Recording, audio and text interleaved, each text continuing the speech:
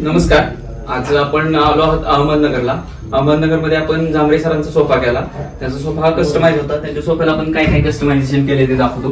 त्याची इकडे बरोबर भिंत एंड होत होती, इकडे बरोबर आपण सोफा टेकवलाय. इकडच्या साईडला एक हँडल केलाय आणि इकडे त्यांचा समोर टीव्ही युनिट असल्यामुळे त्यांचं आपण इकडे लॉन्जर केलेला आहे.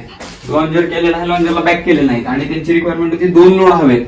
लोड पण आपण हे तुमचे पूर्ण लोड केलेले आहेत. त्याला सुद्धा लोडला अशी चेंज केलेली आहे सेंटरला, जेणेकरून लोडची कव्हर बदलताना त्यांना सोपं व्हावं म्हणून अशा टाईपचे लोड आहेत. इथं असं बसून आपण टीव्ही बघू शकतो.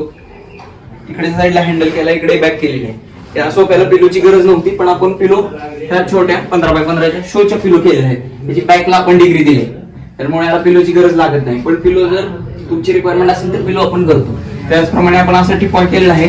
त्या टिपॉयला कलर स्टोन वगैरे दिलेले आहेत. आणि दुसरी गोष्ट म्हणजे याला व्हील आहे, म्हणजे काम झाले की तुम्ही इकडे सेल्फोन ठेवला की टिपॉय साईडला होतो, आपला हॉल मोठा होतो परत, आणि टिपॉय परत काम झाले की मध्ये येतो. त्याचबरोबर त्यांची पपी स्टूलची एक रिक्वायरमेंट होती. पपी स्टूलला आपण स्टोरेज केलेलं आहे. त्याचं असं ओपन होतं. ह्याच्यात हे असं स्टोरेज आहे. हे स्टोरेज काढल्यानंतर ह्याच्यावर